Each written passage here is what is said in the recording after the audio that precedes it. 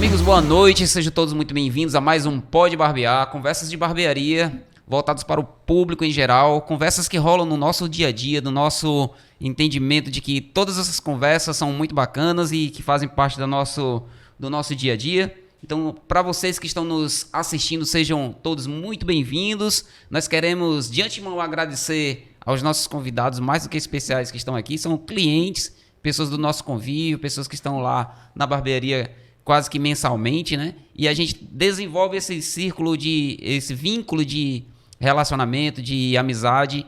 E um dos lemas da nossa barbearia é lugar de amigos. E então esses amigos aqui são muito mais do que especiais. E eu fico feliz por tê-los aqui como convidados. Tenho do meu lado direito o meu amigo Edmário Nunes, exatamente, da Siqueira e Nunes, né? Advogados, um dos nossos patrocinadores, Nunes e Siqueira, né, um dos nossos patrocinadores aqui do nosso programa. Nós temos aqui do meu lado esquerdo o Vladiano, mais conhecido como Vlad. E também estou muito feliz por estarem aqui os dois. O Vladiano aí também é empresário, corretor de imóveis e tem seus empreendimentos ali localizados no Cumbuco. Tucano Pousada Cumbuco é um dos seus empreendimentos, que é também um dos nossos patrocinadores. Então nós estamos aqui em casa com amigos e muito mais do que amigos, né? São os meus patrões que estão aqui hoje e eu fico feliz por tê-los aqui. Bem, gente, antes de mais nada, eu queria que vocês se apresentassem, né? Dissessem aí o que tem levado vocês a viajar, né? Hoje, já que o tema da nossa conversa hoje é sobre viagens, sobre caminhadas aí pelo mundo, né? E tanto pelo interior do estado como fora do estado e também algumas internacionais. E eu fico feliz por tratar de um assunto tão legal, tão bacana, que é esse. Eu queria que vocês contassem assim, resumidamente como foi que nasceu esse desejo em vocês de estar viajando. Primeiro, Vlad, vamos lá. Bem, gente, eu comecei a viajar, meu nome é Edmário Nunes, né? Há algum tempo já conheço o Ferreira aí, na verdade, desde criança, né, Ferreira? Enfim, eu comecei a viajar desde 2015, 2014, quando eu conheci a minha esposa, né?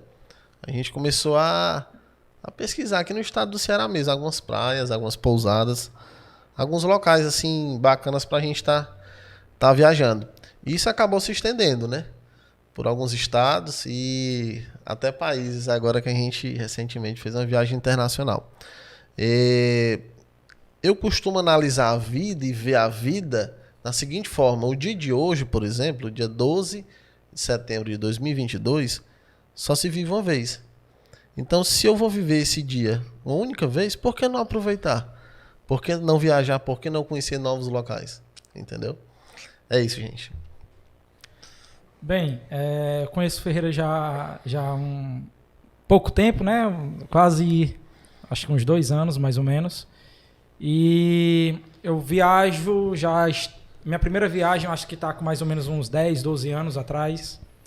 E essa primeira viagem foi uma viagem um pouco estranha, a primeira viagem de avião.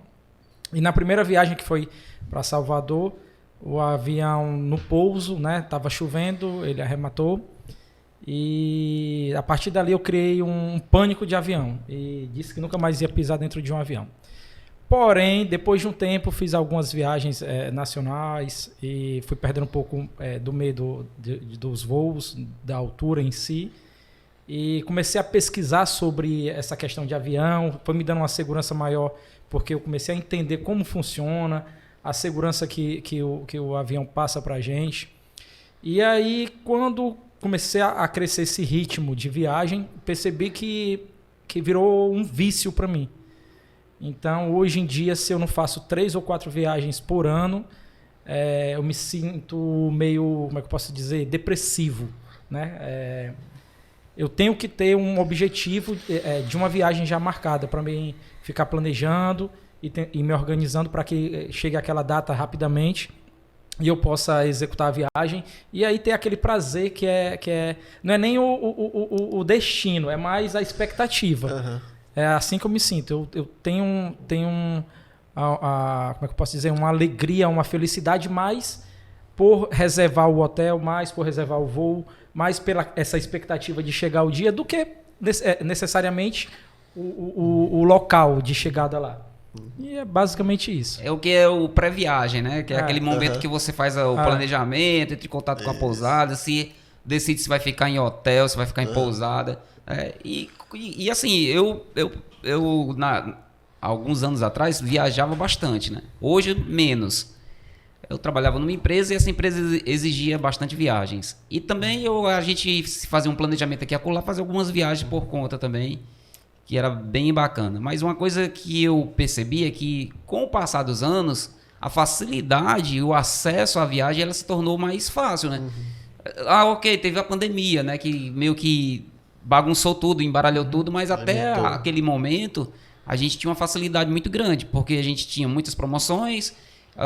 Eu lembro que antigamente a gente só ficava hospedado em hotel e aí agora já existe a questão dos aplicativos, né? Que Airbnb, Booking. E Airbnb, Booking e todos os outros aplicativos, hostel, que acabam barateando um pouco mais e facilitando um pouco mais o acesso, né?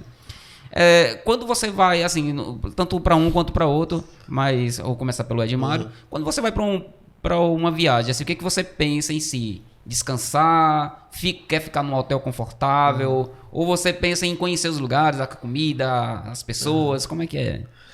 Pronto, cada viagem tem sua peculiaridade, certo? Existem viagens que a gente faz para conhecer um pouco da história, do local em si. Existem viagens que você vai realmente para relaxar, para conhecer uma praia nova, né? Um local novo, uma cidade nova. Então, cada viagem tem assim, a sua peculiaridade. Por exemplo, essa última que eu fiz foi uma viagem mais histórica, né? Fui conhecer um pouco dos Incas, aquela Pra onde região foi? de Lima e Cusco, no Peru, né? Certo. Conheci Lima, aquela região ali central mesmo, centro histórico, e depois fui para Cusco. Aí conheci um pouco dos Andes ali, do que foi construído, né, lá pelo século XII até o século XV, quando os espanhóis acabaram, de certa forma, destruindo um pouco a civilização, né, que foi extinta. Então, assim, cada viagem tem a sua peculiaridade. Por exemplo, outra viagem que eu fiz ali pro Rio de Janeiro, aquela região ali, Arraial do Cabo, Angra dos Reis, aquela região ali de praias do Rio, né? Ali já é mais para você descansar, tomar um banho e tal, relaxar um pouco também. Então, cada viagem tem a sua peculiaridade. Outra viagem também, aqui pro norte, né? A minha esposa é paraense, é natural de Itaituba, cidade próxima ali de Santarém, pertinho de Manaus ali. Ali eu já vou um pouco para quê? Para pescar, né? Para acampar um pouco, até na mata, né? Como já acampei 2 dias na mata lá, próximo ao rio, e caçar um pouco também. Então, é de tudo um pouco. As minhas viagens são bem ecléticas, entende? Mas muita disparidade, né? Porque tu pega, por exemplo, a mata, o Pará ali, aquela região de pesca, de rio, de calor, né? Isso. Comidas exóticas, né? Que Isso. Vou comer açaí, tacacá, né? Essas Isso, coisas. Tucupi. Aí vai para o Rio de Janeiro, que aí é só boemia, as belezas naturais, que é muito aclamado no mundo. A parte do sul também, né? A gente vai para pegar um pouco do frio ali, né? Gramado, Canela, Santa Catarina também, Curitiba. Então, cada viagem ela tem a sua identidade pessoal. Entendi. E nessa última viagem que tu fez agora para o Peru, eu fiquei curioso, né? O que foi que mais te impressionou nessa viagem? Cara, algo que eu nem tinha ciência, né? Lá em Cusco, aproximadamente 3.400 metros de altura, 3.500, a gente foi fazer um passeio para conhecer as salinas. Aí eu me questionei, poxa, mas Salinas, a 3.400, 3.500 metros de altura, Salinas a gente tem até aqui no Ceará ali, né? No Mossoró, vizinho ali. Salinas é na beira do mar. Agora, de onde foi que se deu a origem de uma salina a 3.400 metros de altura? Eu fiquei curioso, né? E ao chegar lá, o guia passou a explicar pra gente, né? Aí me veio à memória aquele trecho da Bíblia de Noé, né? Aquele espaço lá, que hoje é Cusco, a 3.400, 3.500 metros de altura, aquilo um dia foi mar, né? Prova de quê? De que deu salina, né? Tem salinas em cima de uma montanha daquela, do monte daquele. É interessante. Caramba, mas é com a explicação que eles dizem. Isso é a tua interpretação, né? Não, isso. Isso, a interpretação que ele me deu foi, isso aqui um dia foi mar. Ah, entendi. Aí eu já apliquei aquele texto bíblico de Noé, né? Do dilúvio. O dilúvio, né? Que cobriu todos os montes da terra e que Exatamente. provavelmente ali ficou acumulado um... Com certeza. E mais ou menos no meio da montanha lá, sai um canal de água, canal natural, acumula-se água no topo da montanha e ela tem um canal interno que sai mais ou menos no meio da montanha, natural, e esse canal é feito, quando sai o canal é feito alguns reservatórios, né? Aí são eles que fazem, né? Reservatórios artificiais que acumulam a água e com o tempo, né, vai secando e tudo e naturalmente eles vão retirando o sal, né, daquele espaço. Então isso me chamou bastante atenção, porque eu conheço as salinas ali de Mossoró, né? Uhum. Já vi lá como é que é o procedimento e tal, tudo. Caramba, eu fico pensando que é muito louco, né? 3.400 metros de altura e ter sal, Ter né? sal. E ainda tem essa fonte de água natural e salgada. E salgada. E detalhe. Água salgada. Salgada. Mas será que não é alguma formação geológica, não? Da rocha, alguma coisa assim? Não. A explicação que eles deram lá foi que aquela montanha toda, ela tem muito sal. Uhum. Porque Absorveu. Absorveu durante e aí- muito tempo. Uhum. E com a água da chuva, em cima da montanha, no topo dela, né? É armazenado grande quantidade de água. E essa água ela vai filtrando naturalmente por um canal natural que sai no meio da montanha. Então eu achei aquilo bastante interessante. E é bonito lá. Muito lindo. E Muito deve ser bem lindo. diferente, né? Tipo assim, totalmente diferente de tudo que a gente já viu, né? Sim.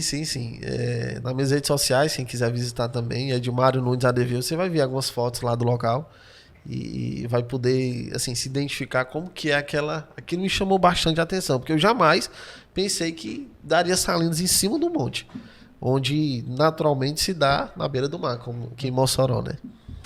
Isso foi algo que me marcou nessa viagem. Além de outros...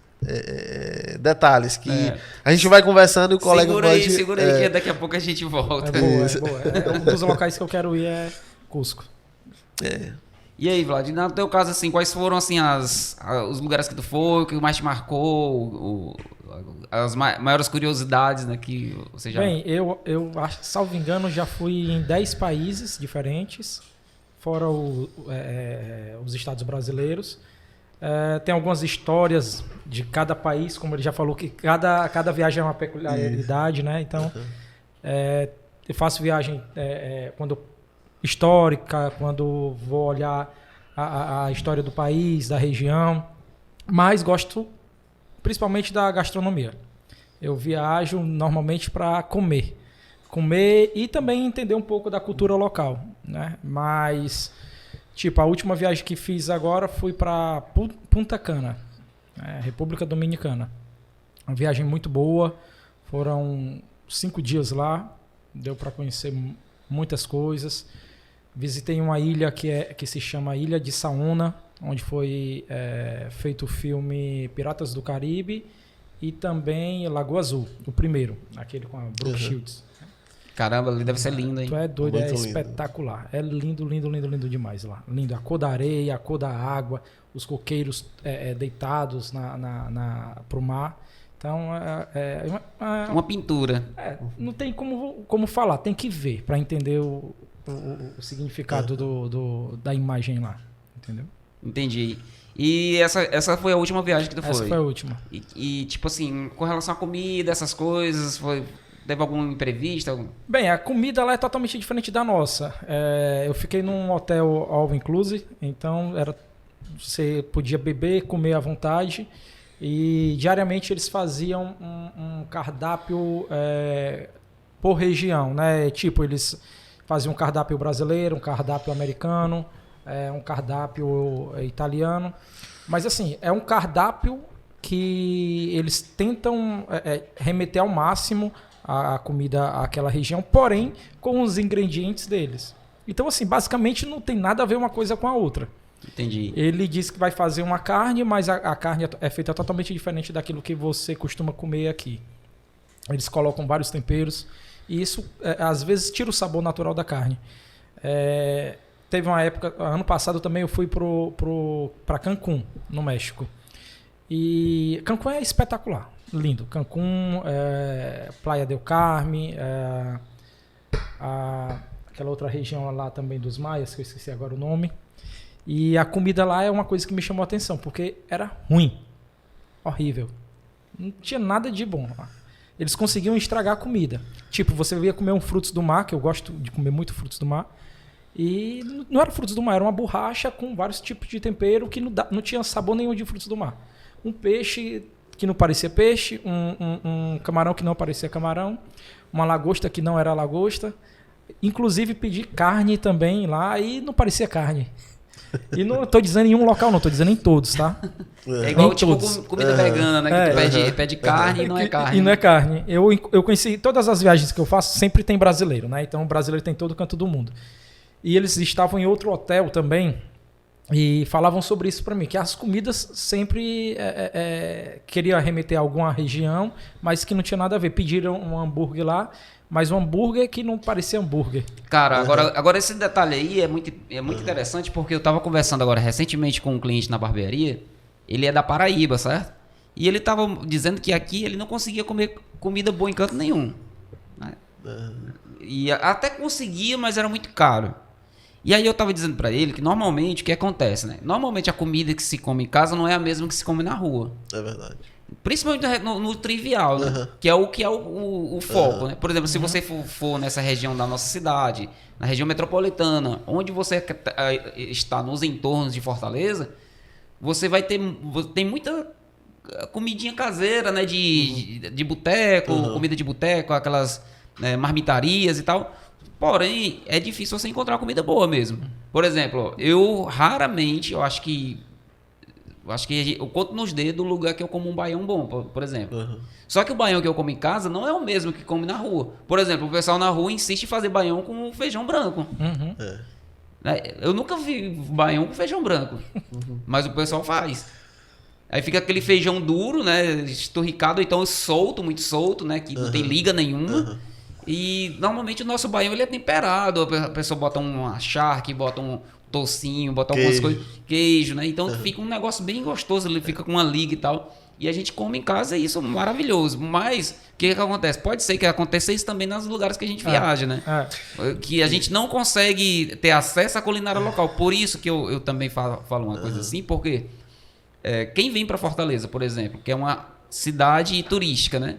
Quem vem para Fortaleza, ficar em Fortaleza, tem uma impressão diferente daquelas que os moradores vivem. Isso. Porque se você pegar ali, ó, aquela faixa da Praia de Iracema, Meireles, Aldeota, você joga isso para lá, que é onde os turistas ficam concentrados, aquela região ali não é a mesma região da cidade. Ela representa o quê? 10%.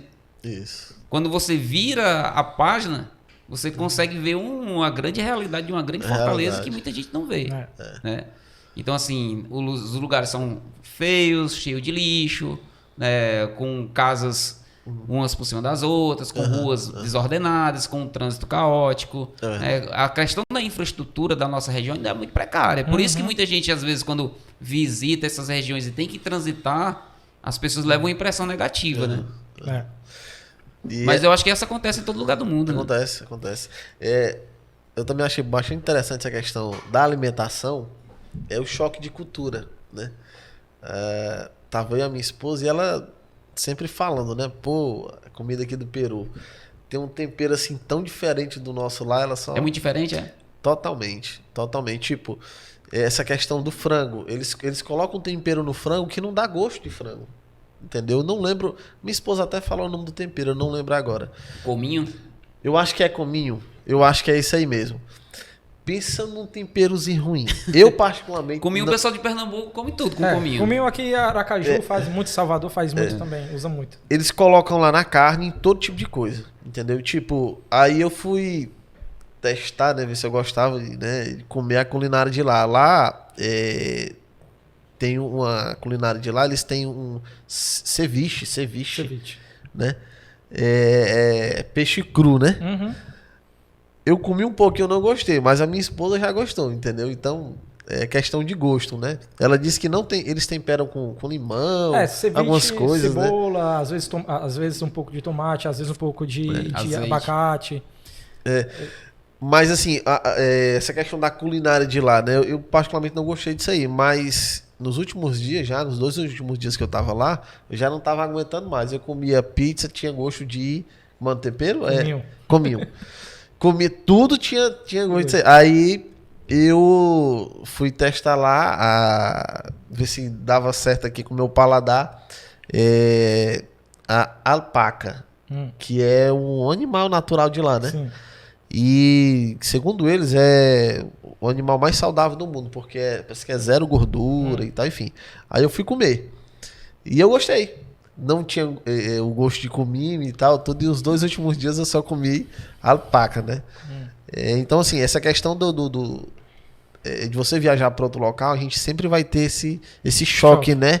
Porque a gente aqui tá acostumado a comer carne assada e tudo, né? E isso eu acho até interessante, porque assim, é uma experiência. É uma experiência. Você vai para um local que, mesmo que você não goste da comida, é uma experiência. É agregador. É uma informação. É agregador, né? E te Você desafia, volta, né? fica contando a história sobre aquilo, como a gente tá fazendo agora. Sai da zona de conforto. Sai da zona Justamente. de conforto. Tipo, eu viajei pra Itália, já fui 2 vezes pra Itália. Foi um dos países que mais me identifiquei com a culinária. Mais me identifiquei. Tudo que tem lá, eu como. E como muito. E como bem. Porque gosto de massa, pasta, a pizza, o macarrão, frutos do mar, que é o que eles mais comem lá. Pão, só que são vários tipos de pães, né? Então, foi um local que me identifiquei.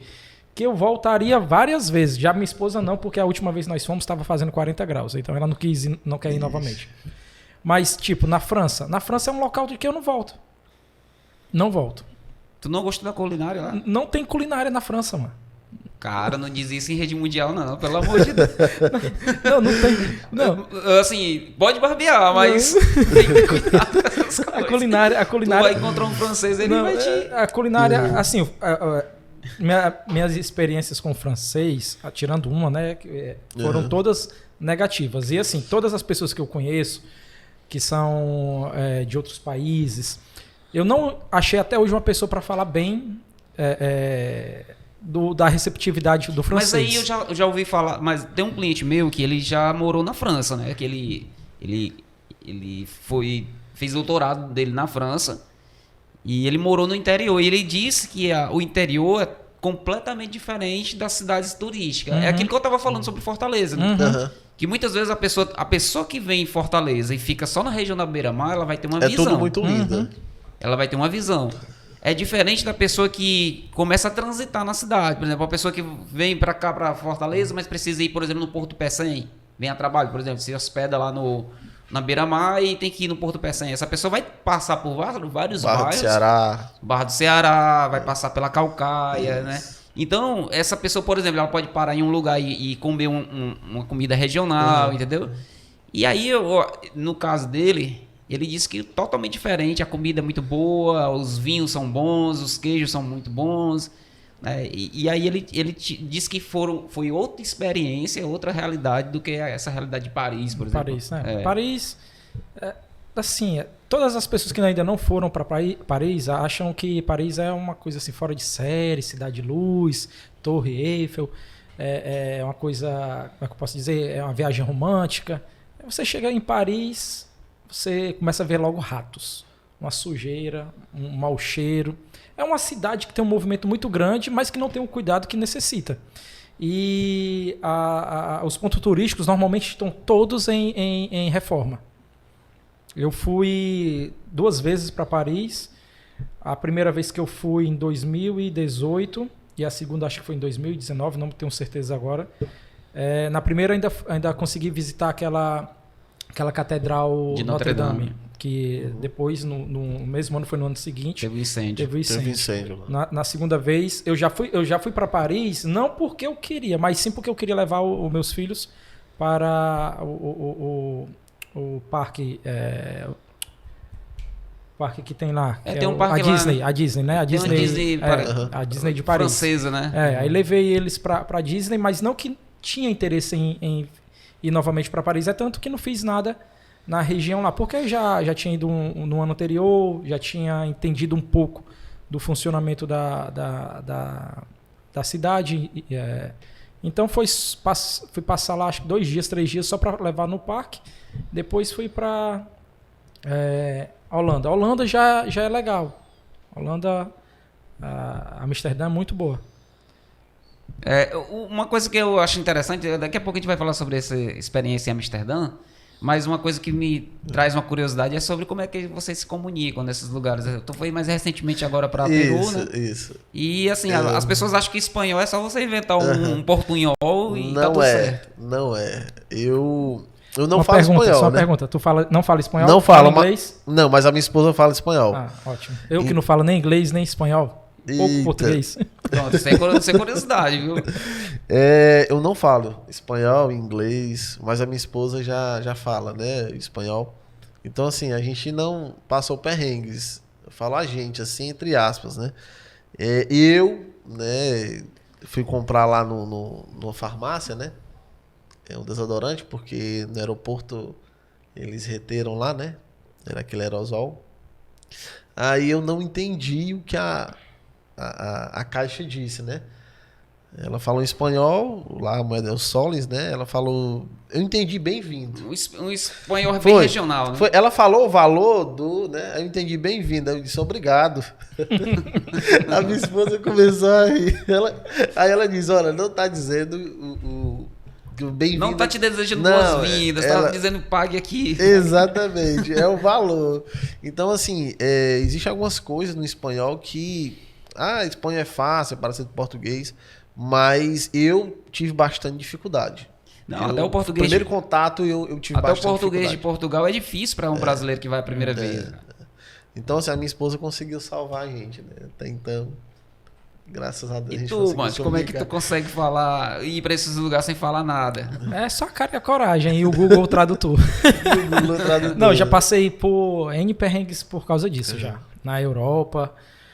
quando eu faço viagem para algum país que fale espanhol, eu consigo desenrolar um pouco. Por quê? Porque eu tenho muito contato com espanhóis, com italianos. Então, né? O italiano eu entendo muito bem e falo algumas coisas. Já do espanhol eu entendo bem, não muito bem, mas bem. E consigo me comunicar. Mas quando é o inglês, nada. Não falo nada. Tipo... Estava falando da França, lá eles não fazem questão nenhuma de te ajudar, pelo menos em Paris, né? Não conheci muito a questão do interior. Uma pessoa só que eu conheci do interior e ajudou como 1 milhão de franceses. Então, tive muita dificuldade para chegar na Europa a primeira vez. Fiz vários países no aeroporto. Depois de alguns anos que eu não viajava, fiz logo essa viagem para a Europa e conhecendo tipo... 6 países de uma vez só eu e a minha esposa nessa viagem. Porém, tive a ajuda de um amigo meu italiano que me ajudou a comprar as passagens, a fazer o cronograma todo da viagem. Porém, eu tinha dificuldade em, como é que eu posso dizer? Comunicar. Em me comunicar com as pessoas, em me conectar com a região. Quando eu cheguei em Paris a primeira vez para pegar a chave de um apartamento que eu tinha alugado pelo Airbnb, já foi uma coisa meio estranha, porque não tive contato com uma pessoa. Ela mandava todas as informações em inglês ou em francês pelo WhatsApp. Cheguei lá com o endereço que tinha, era um Carrefour, onde tinha os cofres, e ela tinha mandado já o código, que eu abri um cofre com a chave. Só que assim, não era tão simples como eu estou falando. Você tinha que... Até chegar no local, até entender como é que era, tudo isso. Depois ir para o endereço onde era o apartamento, encontrar o número do apartamento lá, tudo é muito antigo, né? Então, construções lá de vários séculos atrás, para você entender muito bem onde é que não é eu muito... não consigo entender nem o elevador aqui do prédio, Justamente, cara. Às vezes eu me perco aqui em Fortaleza, ainda mais aqui desse prédio aqui, eu voltei, uma vez eu saí aqui do estúdio, na gravação, eu voltei 3 vezes para perguntar, porque eu não consegui entender... Não consegui entender ali o elevador. Não, aí depois de toda essa briga, consegui entrar dentro do apartamento. Chega lá, Wi-Fi, aí começa a procurar canto, ver se tem alguma coisa anotada, porque se eu fosse perguntar ela, eu tinha que colocar no Google Tradutor o que é que eu ia perguntar, para traduzir para inglês ou para francês, e normalmente essa tradução não é o pé da letra, né? Você fala uma coisa, pode ser que diga outra, E aí não achava nada e acabava pedindo ajuda. A pessoa que tinha locado para pegar a senha do Wi-Fi. Mas isso é o de menos. Teve uma situação, não sei se você quer que eu conte logo agora, lá na França. Sim, por favor. Bem, tive uma dificuldade... Pode barbear. Pode barbear, Pode né? barbear. Tive uma dificuldade muito grande, porque assim, onde eu chegava, eu sempre comprava o voo de ida e volta, e as passagens de metrô, dependendo de onde eu estivesse, ou então de ônibus para chegar até o aeroporto. E a hospedagem também na região. Então eu sempre fazia o pacote bem redondinho, como era a primeira viagem internacional. Eu não queria passar por perrengue de perder voo, de não ter a passagem do metrô, para ter dificuldade. Mesmo assim eu tinha dificuldade. Às vezes eu precisava ir de uma região para outra e ficava atrás de olhar lá as palavras nas paredes do metrô, que nunca tinha andado de metrô, né? Cearense aqui da Gema. E aí, quando foi um dia antes da volta da França, agora eu não me recordo se eu ia da França para uma ilha da Itália, mas bem, não vem ao caso. Então, o que eu percebi era que meu voo era 7 horas da manhã em outra cidade, que se chama Beauvais, que é como se fosse um interior, que não é interior, é uns 100 quilômetros distante de Paris. Mais ou menos Paraipaba, nossa. Aqui. Mais ou menos, é. E eu tinha chegado nesse mesmo aeroporto. Então eu comecei a calcular no dia anterior. Comecei a calcular, porque assim, o metrô abriria só às 5 da manhã. Então, de onde eu estava, teria que sair do apartamento e ir para o metrô, 5 horas da manhã. Do metrô, eu pararia em um shopping, entre aspas, que eu não me recordo muito bem como era aquilo lá. O metrô parava lá e quando você subia as escadas era tipo um shopping. E de lá eu ainda pegava um ônibus que deixava na porta do aeroporto. Então eu calculei, são 2 horas. Do momento que abre o metrô até o momento que sai o voo. E eu, não, isso não vai dar certo. A gente vai perder o voo, vamos ficar aqui feito doido, depois atrás de voo. E eu não sei como é que procede, porque não falo nem inglês nem francês. E aqui as pessoas não fazem nenhuma questão de ajudar. E aí falei com minha esposa, ó, vamos logo hoje. Isso no dia anterior, né? Vamos logo hoje, 4, 5 horas da tarde, quando a gente chegar no aeroporto, a gente procura alguma coisa, algum canto para dormir, se não dorme no aeroporto mesmo. Era só eu e ela nessa viagem. E aí tinha pago, né, a hospedagem até o dia seguinte, saí do apartamento com um dia de antecedência e peguei o metrô, parei no shopping, cheguei no shopping, tinha uma segurança, uma mulher. E aí, como é que você vai explicar para ela para onde é que você quer ir, sem falar francês, sem falar inglês? Aí eu peguei o ticket do ônibus, né, que dizia que era Belvais, em tradução para português, Belvais, mostrando para ela e explicando para ver se ela me orientava onde é que eu ia pegar o ônibus para ir para o aeroporto. E eu Belvais e mostrando para ela Belvais e balançava a cabeça de negativo, dizendo que não estava entendendo, né? E Belvais e nada disso. Aí já estava doidinho do juiz, chegou uma pessoa assim do lado, aí de paletó, aí olhou assim para mim, Beauvais. Aí eu, yes, Beauvais, né? Aí mostrou um crachá dele, onde tinha lá que ele era médico, general, medical, e que ele morava na região do aeroporto, né? Aí perguntou de onde eu era, né? Where you from? Essas pequenas palavras em inglês eu ainda entendo. Aí o Brasil. Aí do you speak English? Eu, no. Aí o que foi que ele fez? Ele pegou, ligou para uma portuguesa de Portugal e pediu para ela traduzir. E aí ela começou a falar comigo pelo telefone dele num alto-falante e perguntando para onde é que a gente estava indo. Eu expliquei toda essa situação para ela. Ela disse, ele quer oferecer a carona para vocês. Eu, não precisa. Oferecer ajuda. Ajuda, cara, não precisa. Isso é uma coisa improvável que acontece em viagem, né? Tipo assim, porque como é que você imaginaria que um francês, do nada, te vê ele perdido falando com a segurança do shopping, ela não tá nem aí pra ti, né? Tá foi a única pouco situação. se lixando. E aí o cara se oferece ajuda, mano. Foi a única coisa que livrou pra mim, Vladiano, na França. Foi a ajuda desse senhor. E então a portuguesa, né? Perguntando se eu queria a carona, eu disse que não precisava. Tinha as passagens do ônibus compradas pra chegar no aeroporto. E aí ela, não, mas ele faz questão. E eu perguntei à minha esposa, tu quer ir? E ela, com aquela dúvida, porque a gente não conhece a pessoa. E aí eu já assisti muito filme de terror, né? E você sabe, entrar dentro de um carro de uma pessoa assim que não conhece em outro país... O massacre da Serra Elétrica vem só as coisas ruins na minha cabeça. De 2 brasileiros, não, casal você, brasileiro... Aí você fica assim, aí começa a julgar, né? Eu não sou de julgar, mas você começa a julgar e aquele julgamento já negativo. O cara já pensa logo no pior. Já logo no pior. Eu tô em outro país, vou morrer aqui, ninguém vai me achar, e aí? Aí eu sei que a gente estava caminhando, esperando que chegasse até a parada do ônibus, e nesse meio tempo ela estava falando com a gente e tal, aí perguntou, vocês vão dormir aonde? Aí não, a gente ainda está resolvendo. Aí expliquei essa situação para ela, e ela começou a falar com ele em francês. Aí eu, vixe, já que vai dizer assim, não, vamos dar um sonífero para ele, vamos matar todo mundo. E aí já estava com receio. No final acabei aceitando a carona dele.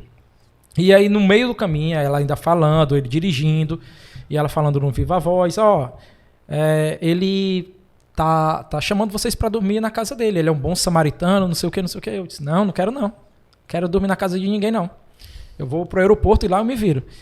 Não, ele faz questão. Aí eu olhei assim pra Janiela que tava no banco de trás, a minha esposa, eu disse, e aí? Ela disse, já assustada. Aí vem aquelas coisas dos filmes, né? O Albergue, aquele filme agora que tá com pouco tempo, Corra. Aí tu olha pra ela e esperando que ela diga assim, o que ela decidir, tá decidido. Tá decidido, né? E aí eu fiquei nisso, naquela pressão psicológica. E eu tô assim resumindo, mas foram acho que o período umas 2 horas e eu tava nesse pensamento, né, tentando decidir.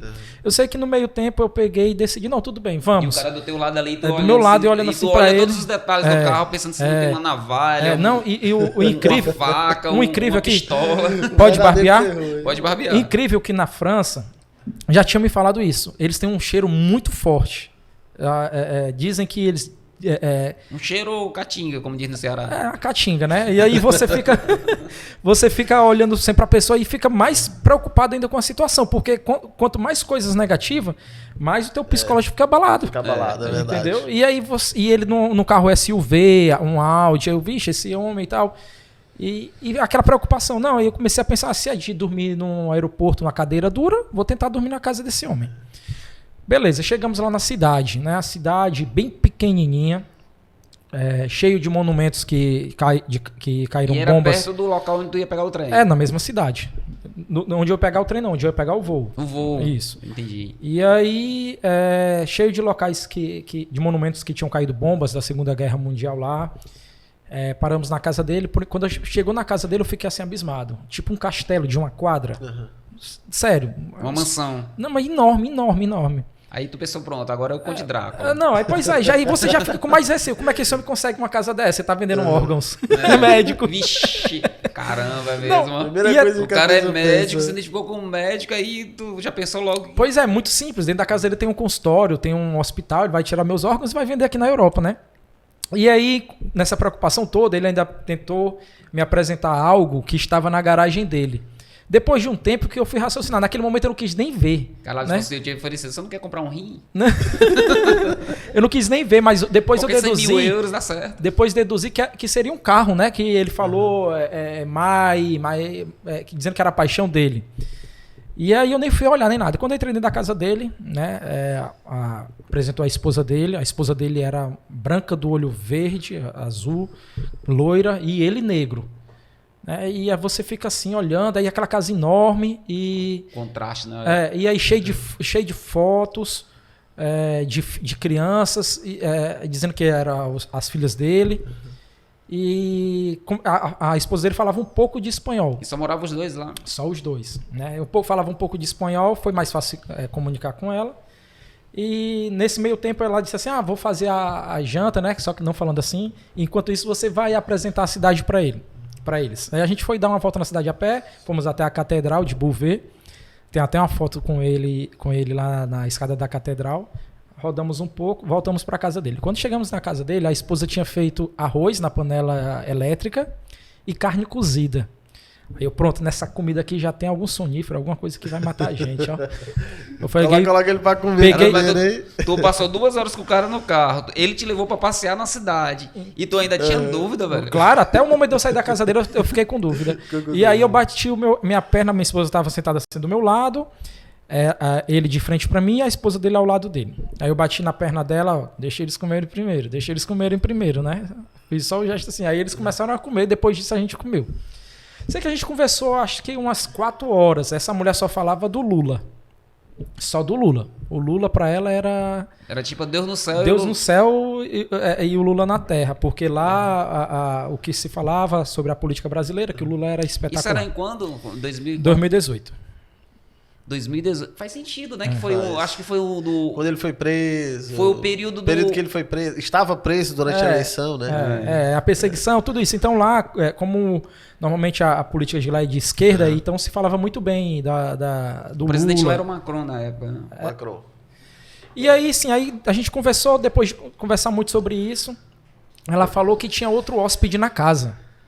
E que até aquele momento a gente não tinha visto. Aí eu já dei aquele estalo em mim. Mas como assim outro hóspede? Não, mas Não, fica peraí, que eu vou tranquilo. só te apresentar ali o Frankenstein. Não, aí não falou nada, a casa, vários andares assim, enorme, e ninguém viu essa pessoa. E foi mostrar o quarto que a gente ia dormir, né? Quando chegamos lá, tinha a foto da filha dela. E na Europa, a maioria das casas, não são, os quartos não são suítes, né? O banheiro é fora do quarto. Fora do quarto. E quando ela disse, ó, esse quarto aqui vocês vão dormir nele. Entrei na porta, quando eu olhei para a lateral tinha uma outra porta que dava para outro quarto. E aí eu conversei com a minha esposa, ó, vamos dormir com a roupa do corpo, botar o passaporte aqui dentro dos bolsos, qualquer coisa a gente sai correndo daqui, né? E outra coisa, vamos botar aqui a lanterna do celular para cima, apagar as luzes da casa, mas botar a lanterna do celular para cima a noite todinha, porque pra gente ver se tem alguém chegando perto da gente, né? Com aquele medo, aquele receio. Mandei a localização para um familiar meu pelo WhatsApp de onde é que eu estava. Como se o cara fosse... Não, mas para saber, ó, se acontecer alguma Ele já coisa... pensou, aconteceu alguma coisa. Não, peraí que eu vou... Ele pensou em tudo. Peraí que eu vou já lá na França, lá em Não, Beauvau. eu disse assim, ó, se acontecer alguma coisa, a gente tá nesse local, nessa residência e pronto. Aí ficamos lá a noite todinha sem conseguir dormir. Ouvindo as pisadas no piso de madeira da pessoa que estava em cima, de outras pessoas que estavam no nosso Sim, andar. e esse hóspede quem era? Ninguém nunca conheceu. Não chegou nem a apresentar. Não, acho que era um matador. Mas ele não... acho que não foi com a nossa cara. Ele Com tava pena de matando alguém vocês. lá por cima. É, ele tava não, a gente só ouvia ele tava separando andando. os órgãos. Só ouvia ele andando. Eu sei que quando foi 5 horas da manhã, nós nos levantamos, não tinha dormido a noite todinha. Quando eu levantei, ele já tinha levantado o francês lá e foi deixar a gente na porta do aeroporto. Caramba, velho. A preocupação que eu tive não adiantou de nada, né? Ele foi acho que um anjo. Todas as O cara foi um gentleman. É. Pra ele aí, fez tudo que tava do que manda figurino e até um pouco mais. Né? Todas as viagens que nós fizemos, sempre encontramos alguém desse tipo, que ajuda, entendeu? Mesmo a gente tendo um pouco de receio, porque a gente vive num mundo que, mesmo que a pessoa queira te ajudar, a gente pensa que ela quer tirar proveito de algo. Né? Então, é verdade. É porque isso é muito, muito comum dentro da nossa realidade, né? Que Isso, você tá o isso. tempo todo... É. E eu acho que é isso que a TV aberta, de certa forma, prega e faz, né? A TV, a mídia de uma maneira geral aberta, a ênfase dela é no mal, né? Não tem como a gente negar isso. A ênfase da TV aberta é o mal. A propaganda é enganosa, é a propaganda... Do medo, é a propaganda do pavor. E a gente vive uma certa cultura de medo, né? Você vive meio aprisionado. medo de eles te tudo, né? controlam com isso, né? Eles te vendem uma insegurança. É verdade. Né? Você compra ouvindo e vendo aquilo, e aí você para de viver a normalidade. E aí tudo que você vê te remete àquela situação de insegurança. Insegurança. É tanto que assim, você não vê por exemplo, raramente, você vê, mas é raro, né? Projetos sociais sendo colocados, pessoas que estão fazendo bem, coisas boas sendo colocadas na TV, não tem algo edificante. É sempre, as produções são sempre em torno de, tipo assim, meio-dia. O cara come ali na empresa e tá ligado meio-dia exatamente nos programas policiais, mostrando uma cabeça sendo arrancada, os olhos sendo arrancados. E aí, assim, as pessoas vão se acostumando com o pavor, né? Com o terror. Exatamente. Parece que o feio é o que atrai as pessoas, né? Mas esse daí foi o final da primeira vez em Paris. Nessa mesma viagem, antes de acontecer isso, eu tive duas situações que me causaram um pouco de nem constrangimento, assim, não é nem receio, é um pouco de constrangimento. Tipo, lá nas pubs da França, são as mesas muito pequenas, porque é muito procurado, né? Tem o happy hour no final do dia, então você chega... Quando eu fiquei na primeira vez lá, eu fiquei no Distrito 1, porque lá é dividido por distrito. Né? Como é que eu posso dizer? Como se fossem uns bairros pequenos. Né? São circulares. Setores. São circulares, entendeu? Então, o Distrito 1 é o ponto ápice de Paris. É o mais movimentado, onde ficam as principais lojas. E aí tem o outro círculo, que é o Distrito 2. E assim sucessivamente. Então, eu fiquei nesse 1. Quando eu saí do apartamento, você já está dentro de uma pub. Sentei lá, as mesinhas pequenas, as pessoas já sentam do teu lado, outras pessoas já tacando a cotovelada em tu, fumando e soprando a fumaça na tua cara. Mas não tô brincando, é desse jeito as pubs lá. E aí você fica chamando o garçom, mas como é que você chama? Você levanta o braço e espera ele te olhar, porque eu não sei falar inglês, nem sei falar francês. E levanta o braço e espera ele te olhar e ele passa na tua frente, não olha e não tá nem aí. Isso não sou eu que estou dizendo, são N pessoas que eu conheço que já foram para lá, que são brasileiros ou que são europeus. Isso não foi uma situação pontual que aconteceu contigo, que né? são europeus que falam a mesma coisa, a mesma situação. Então você levanta o braço, eles não falam nada, não falam nada, não falam nada. E aí chegou um momento que eu levantei o braço e fiz aquele jeitinho cearense. Psss. E aí quando eu fiz isso, para quê? Aí a garçonete veio numa velocidade tão grande, mostrou o crachá na minha cara. Irada. E fez assim, psiu e com o dedo de não. É tipo assim, eles não estavam querendo ser chamados de atenção, né? É tipo assim, ou você fala francês, ou então tu vai ficar aí. Entendeu? Fala inglês. Ou se comunica na língua deles ou se lasca. Ou se lasca, é desse jeito. Então, foi um momento meio constrangedor. Naquele momento ali eu já pedi a conta, opa, vamos embora, porque já não tem mais clima de ficar aqui. Porque foi uma coisa tão ríspida, a forma que ela reagiu. Logicamente que não é certo fazer esse psiu, entendeu? Mas a forma que você reage também com o psiu te diz um pouco sobre você. É verdade. Então ela agiu muito, muito forte. Mas eles estão cagando e andando pra quem não se comunica com eles. Então nem aí, velho. Assim, eu tenho conversado com várias pessoas que viajam também, que vão para diversos lugares, não só fora do Brasil, mas também aqui. Por exemplo, o cearense, ele tem uma maneira peculiar do cearense de ser, que eu digo assim, meu irmão, a gente cearense que é o anormal, mano. Porque o normal é tipo assim, tu encontra alguém na rua, alguém te pede informação, ok, a pessoa às vezes dá uma informação errada, ou tipo, procura ali o guarda, ou a pessoa faz algum gesto, né? Isso. Nós cearenses, como é que a gente vai? Alguém vai pedir informação pra gente. Como é que a gente vai? Você é de onde? Sou do Rio de Janeiro. Massa, Rio de Janeiro, já viajei, já fui lá, não sei o quê. Tu conhece o Horto? Tu conhece o... né? Aí o cara diz assim, conheço. Mas o cara só queria uma informação. Aí, não, cara, não sei o quê. Tu tá onde? Aí, não, eu tô ali no Icaraí. Tu tá hospedado no Icaraí, rapaz, é pertinho lá de casa. Por que tu não vai comer um churrasco domingo lá em casa? Já chama desse jeito, Tu tá vendo, mano? Aí, tipo assim, é como se nós cearenses é que fosse usar normais. Tu conhece o cara na quinta-feira, no domingo ele já tá almoçando na tua casa. Já tá almoçando na tua casa. Na maioria das vezes, até tu cede até a tua cama pra eles, o teu quarto, do teu banheiro, tudo pra ele, entendeu? A receptividade aqui já é extrema no Ceará. Você vê a pessoa pela primeira vez e acha que já conhece há anos, porque você faz uma pergunta que você sabe a resposta, que tem um pouco de como é que eu posso dizer? Frequentou determinado lugar que ela também já frequentou. E aí, pronto, já, a partir dali você já cria uma amizade fictícia. É por isso que o cearense é conhecido como o povo mais hospitaleiro, né? Realmente o cearense alguns estados não é tão hospitaleiro, não. Qual foi o estado que tu foi menos bem recebido, assim? Na Paraíba. Sério? Eu não tive boas experiências. Eu tenho uma experiência também no Nordeste, mas com outro estado daqui a pouco eu conto. Mas o paulista também, eu não tive boas experiências em São Paulo. As boas experiências que eu tive em São Paulo foi com o nordestino. Sempre quando eu pego o Uber lá, é nordestino. E graças a Deus eu sempre tive boas experiências com ele. Mas assim, atendimento em loja, restaurante, shopping em São Paulo, eu não tive boas experiências, não. O cearense ele é diferenciado. Onde cara, você anda, você vê que o cearense é diferenciado. Eu tenho uma impressão, por exemplo, Paraíba, né? Na Paraíba. Eu acho muito lindo o sotaque deles. Pra mim é o sotaque mais bonito que existe no Brasil. É o sotaque paraibano. Eu acho massa, cara. Eu por mim, eu passava horas e horas ouvindo o paraibano falando. Se fosse uma paraibana, ainda era melhor. É verdade. Tomara que a Michelle não escute isso. Tomara que ela não veja depois, né? Mas assim, eu tive uma má experiência em Pernambuco, em Recife. Eu pedi informação de onde ficava um determinado endereço, ensinaram errado 3 vezes. 3 vezes ensinaram errado. Eu perdi uma. Aí o cara disse que a parada do ônibus era ali, aí outro disse que era lá. 3 vezes foi errado, entendeu?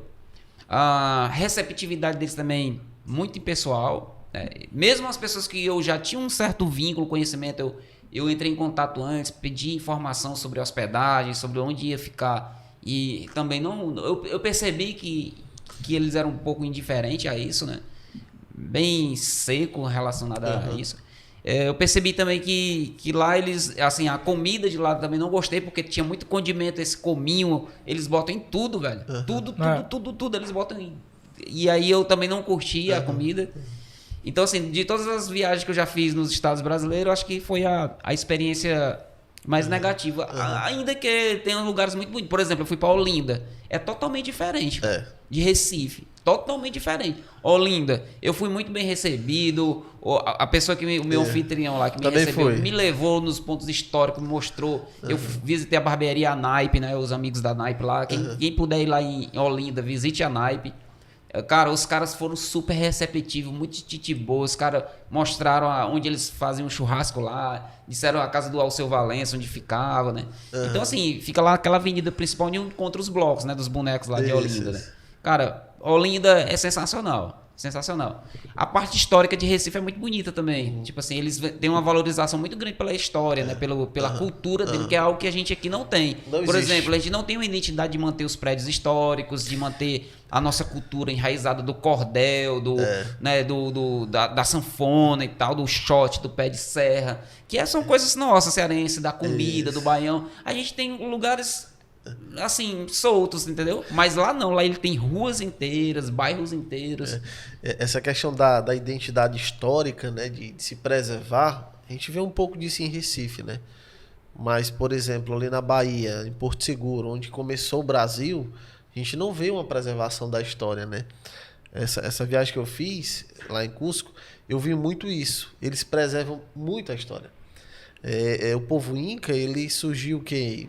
Século XII até o século XV. Foi mais ou menos aí 300 anos, né? E chegou a 15 milhões de habitantes, que eles estimam lá, né? E aí veio os espanhóis, né? Os cristãos lá, e acabaram destruindo boa parte da cultura. Na verdade, eles acabaram com a população inca, né? E alguns monumentos lá foram até destruídos, né? E foram construídas algumas igrejas nos locais. Então, assim, essa questão de preservar a história chamou muito a minha atenção, aquela questão deles. Apesar dos espanhóis terem chegado lá no século XV, destruído boa parte da história deles, eles procuraram preservar aquilo, entendeu? Então, eles vivem e respiram a história deles. Eu achava tão bonita a forma como o guia, eles falam lá em espanhol, né? Eu não entendia nada, depois a minha esposa traduzia e me explicava, né? Mas a vibração dele quando ele falava de uma pedra, como que eles conseguiam deslocar uma pedra de 40 toneladas de um monte a outro de 20, 30 quilômetros, como é que eles conseguiam chegar a essa pedra lá. Então, assim, eles respiram verdadeiramente a história.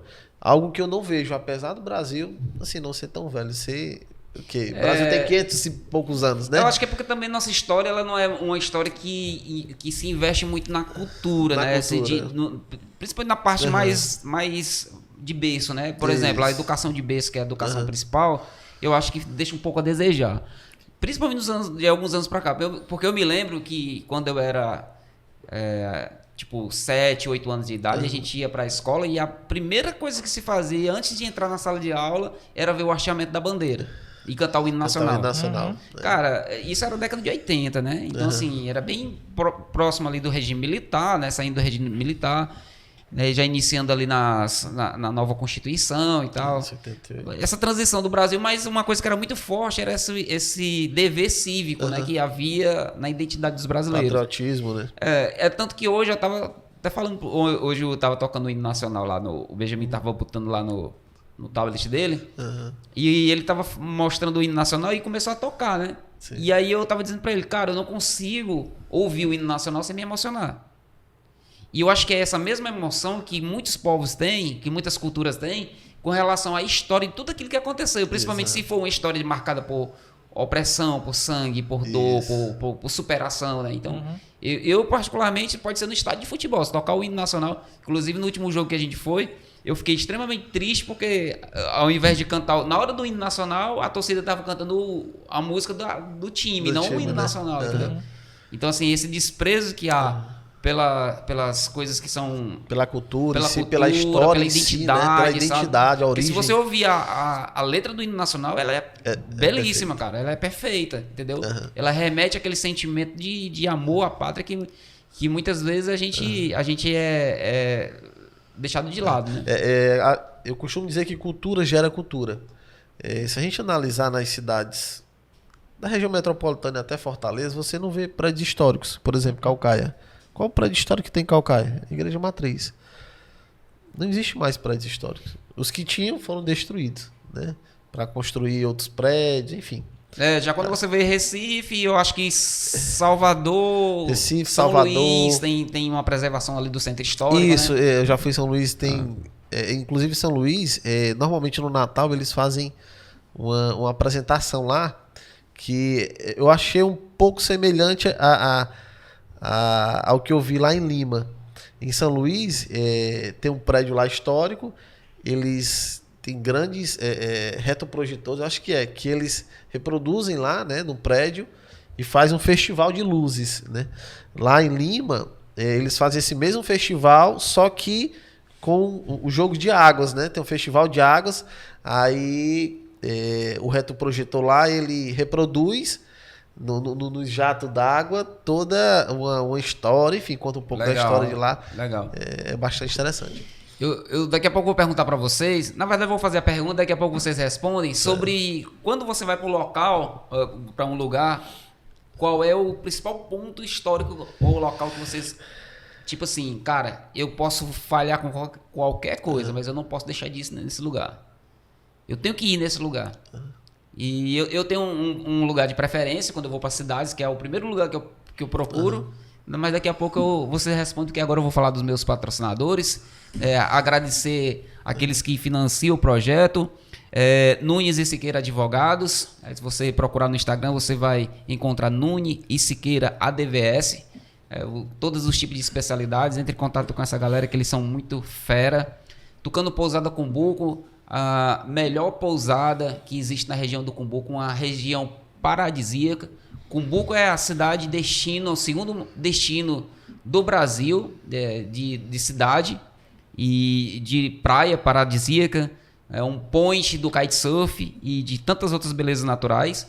Então você vai procurar aí a pousada Tucano Cumbuco, que é bem pertinho do centro ali, perto de tudo, tem acesso a tudo. Caveira Barbada, fornecedora de produtos Jelly Roll, Scout e Rabo de Galo. São os melhores produtos para barbearia que existe hoje no mercado, aqui na região do Nordeste. E você vai procurar o Felipe, meu amigo lá da Caveira Barbada. Então basta você acessar a Caveira Barbada no Instagram e você vai encontrar eles. São as pessoas que nos financiam.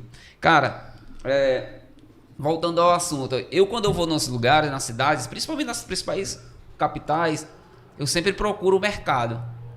Eu vou no mercadão, sabe? Eu sou muito assim eu sou muito parecido com o Vladiano quando ele diz assim, eu gosto de experimentar a comida. Mas eu não gosto de comida de hotel por conta que eu sei que no hotel eles modificam o sabor das coisas. Não quer dizer que toda comida de hotel é ruim, mas assim... comida de hotel, eles vão pegar um chefe, aí vai pegar um cardápio de alguma região, a comida do Mediterrâneo, a comida árabe, uma comida de algum lugar, e vai reproduzir ali. E vai muito a identidade do chefe, né? Não é aquilo que é experimentado e feito nas regiões reais. E aí o mercado é onde exatamente acontece isso, entendeu? Quando eu vou para qualquer cidade do Brasil... Primeiro lugar que eu pergunto quando eu tô na pousada é onde é que fica o mercado aqui? Aí se for muito longe, aí eu não vou, mas se for perto, eu faço um esforço, se for médio, eu também faço esforço. E nessas minhas andanças, tiveram 2 mercados que marcaram muito a minha história. que eu gostei demais. O primeiro foi o mercado de Belo Horizonte, porque eu passei muito tempo lá. Né? Eu fui 2 vezes já para Belo Horizonte e fui lá no mercado. Cara, a infinidade de queijos, de salame, né, de saladas, né, daqueles botecos. Eu dou um maior valor comida de boteco, sabe? Eu chego lá e eu vejo o que o pessoal tá comendo e eu olho pro cardápio e peço as coisinhas ali e tal, aqueles pãozinhos de queijo, aquelas bolinhas de carne. Comer primeiro com os olhos para depois experimentar. Cara, e assim, eu fico impressionado com a cozinha mineira, né? Porque tudo que eles fazem é bom. Muito bem temperado, muito saboroso, é muito gostoso, sabe? A comida mineira é sensacional. Na minha opinião, a melhor comida do Brasil, entendeu? Tirando a cearense, logicamente. E o mercado de São Paulo, o Mercadão de São Paulo, tanto pela sua imponência, porque tipo é 5 vezes maior do que o mercado de Belo Horizonte. O mercado de Belo Horizonte é bem charmosinho, sabe? É o pisozinho assim de madeira e tal, as coisinhas tudo bem organizadinho no seu lugar, você não vê lixo, não vê sujeira, não vê nada disso. O Mercadão de São Paulo já é o mais imponente, né? Porque ele é muito grande. Primeiro que ele é muito grande e segundo que ele tem talvez a maior infinidade de frutas que existe na América Latina, velho. Cara, tu encontra fruta de tudo quanto é tipo lá. Foi enganado lá? Pode barbear? Teve um lance desse? Eu fui, então fui pode enganado. barbear, pode barbear. Rapaz, eu cheguei lá, tava eu sempre viajo com outro casal, amigo meu lá de Itaituba, no Pará, né? Ivanildo Moura.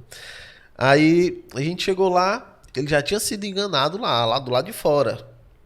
Ali na região da 25 de março. Isso, exatamente. Eu queria conhecer, né?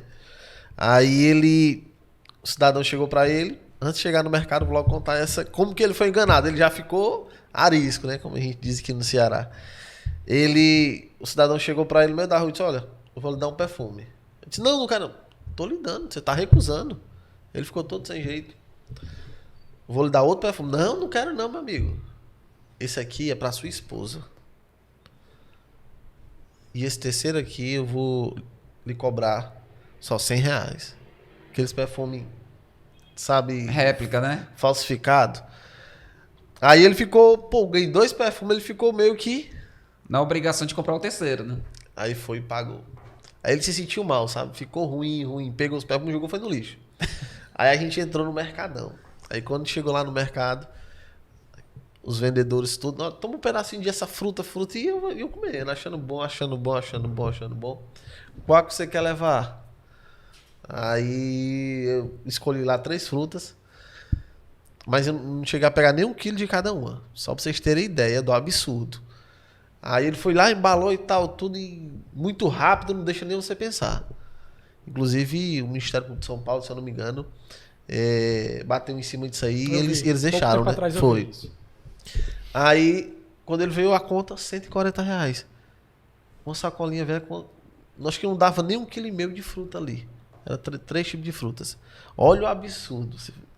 Você vai para um espaço desse, né, para desfrutar e tal, conhecer, como você falou, né? O primeiro local que a gente vai contigo na cidade é o Mercadão.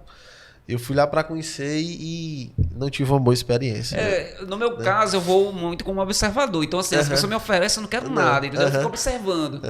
É tanto que quando a gente foi para o Mercadão de São Paulo, eu tive uma pessoa lá que me acompanhou, né? O meu cunhado, ele mora lá. Já tinha uma experiência. Então, assim, aí o que acontece? Eu fui na ânsia de comer o pão com a mortadela, sabe? Diz que é muito grande. Só que... O pastel também lá. Aí o que aconteceu? Uma coisa que é diferente lá daqui. A gente não foi... Do lado do Mercadão existe um outro mercado.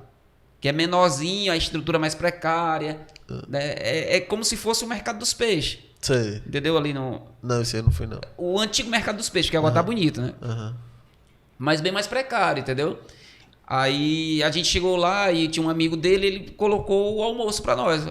Cara, eu fiquei impressionado, porque aqui no Ceará é o seguinte, ó, a pessoa enche o prato de arroz, bota um pouquinho de feijão, um pouquinho de salada, farofa, macarrão e 3 pedacinhos de carne bem pequenina. Tipo assim, se você botar na mão, os 3 não cobre a palma da tua mão. E lá, mano, eu fiquei impressionado, porque é um pouquinho de arroz, o feijão razoável, meu irmão, e um bife, sem brincadeira nenhuma, que se você botar nas 2 mãos, ele tampa a sua palma da mão, entendeu? Cara, uma torona de bife assim, aí a jarra de suco aqui, se ela for mais do que essa caneca aqui, eu tô doido. A jarra de suco lá, meu irmão, quando eu vi, vala, meu Deus do céu, quase 2,5 litros de suco. Foi um choque, hein? Cara, e era suco de verdade, assim, forte, de laranja e tal. Então, assim, eu fiquei impressionado com a quantidade de comida. E, tipo assim, na época, o PF aqui era R$10, lá era 13. Entendeu? Então, tipo, pô, mano, muita comida pra... E, assim, você falou que não teve boas experiências em São Paulo. Eu, pelo contrário, eu moraria em São Paulo de boa. Se o cara dissesse assim, cara, vai pra São Paulo, eu moraria de boa. Fui muito bem recebido, todo canto que eu fui. Né? São as experiências, né? Que as pessoas têm experiências diferentes. Então, pode ser que eu falei que fui mal recebido em Recife, pode ser que vocês tenham ido lá e tenham tido as melhores experiências. É verdade, é a experiência, né? Um contraposto aí, por exemplo, de São Paulo, você vê o Mercadão, eu fui enganado e tal, mas você vê que existe uma certa beleza, é tudo bem organizadinho, as bancas e tal, bacana. E recentemente eu conheci lá em Belém, o Ver-o-Peso. Eu fui para conhecer a cultura e tal. Tenho vontade de conhecer, ó. Olha, assim, eu particularmente, eu tinha uma grande expectativa, mas quando eu cheguei lá, eu não gostei muito. Como você falou da França. Diz que é muito sujo, né? Muito sujo, entendeu? É tanto que, para bater uma foto, eu tava procurando um ângulo aqui pra não ver. Mas é porque tu não fez o estágio, mano. Pode barbear? Pode. Era tu ter ido no mercado da Calcaia. Não, mas o mercado da Calcaia, eu já andei também, né? Mas assim, é mais limpo que o Ver-o-Peso. Eu não vi. É sujo. É sujo. Ei, se o mercado da Calcaia é mais limpo do que esse daí, então o outro aí tá gente, ruim, e lá, a orientação que eu peguei Uber, né, do hotel até lá, é uma orientação do Uber, olha, cuidado e tal, uns assaltos e tal. Então, assim, a gente ficava muito esperto, entendeu? Porque tem muito assalto naquela região ali de Belém. E já bem pertinho de lá, tem a Estação das Docas, que já é um espaço é público, mais bacana, né? Mas administrado, acho que por algumas empresas lá, né? Totalmente diferente, limpo. A qualidade de atendimento também nos estabelecimentos é... Naquela região ali, o máximo que eu conheço é São Luís. São Luís. Cara, eu fui em São Luís e eu fiquei apaixonado também. Não, assim, o centro mesmo, na época que eu fui, era um pouco sujo, o centro histórico.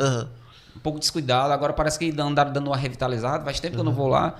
Mas assim, ó, o que eu gostei muito, a Praia do Calhau é muito bonita, assim, tem umas mansões, tem o bairro do Angelim também, que é bem bacana, assim, bem tradicional. Aí tem os conjuntos habitacionais lá, que é o Coatraque, Coama, esses daí são tudo grandão, sabe? E populoso. Mas uma coisa que me impressionou lá, a comida, velho. Eles fazem arroz de tudo quanto é tipo, mano.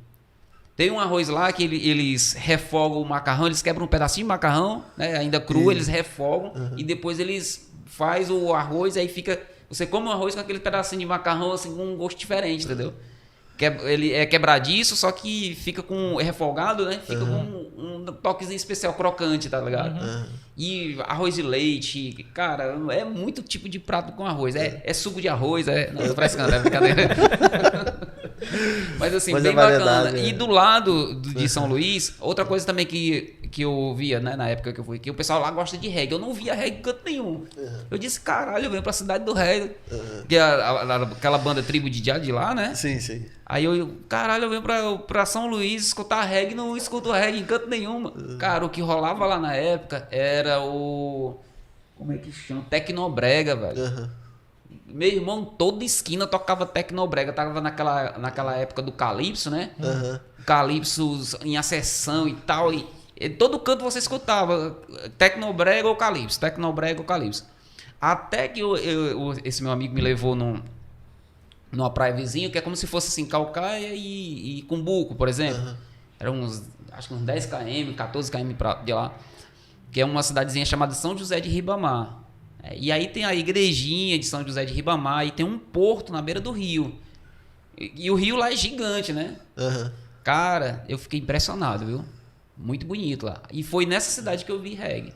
Aí todo lugarzinho assim eu vi os caras tocando. Tinha um reggae, os caras tocando reggae. Aí era massa. Porque se você andar ali em São Luís, você vê um tipo de cultura. Se você for, por exemplo, para a Baixada do Maranhão, que eles chamam lá Baixada, você já vê outro tipo de cultura. Então esse reggae aí é mais na Baixada, entendeu? Eu conheço um pouco do Também não vi Maranhão. macumba lá, não tinha nada. E o pessoal disse também que é perto da macumba, né? Não, mas é Codó, né? É porque tem suas regiões. Se você andar em São Luís e conversar com o maranhense de São Luís, a forma que ele conversa contigo é totalmente diferente daquele que mora lá em Santo Inês, no Maranhão. Entendeu? Aquele que mora no Codó. Mas eles são receptivos também, viu? Totalmente. Eles são parecidos com os cearenses, os maranhenses. Muito viu? parecido. O maranhense, eu acho que o povo que mais se identifica com o cearense, eu acho que é o maranhense. Ele é muito parecido. Inclusive, esse meu colega que viaja comigo, ele é maranhense. Ele é de Pindaré-Mirim, vizinho a Santo Inês ali. A mãe dele é cearense, de Pacajus, e o pai dele lá de Pindaré-Mirim, e no Maranhão. Legal. Ele nasceu lá, mas a mãe dele é cearense. Então, assim, eu vejo que o cearense... No Pará também tem muito cearense.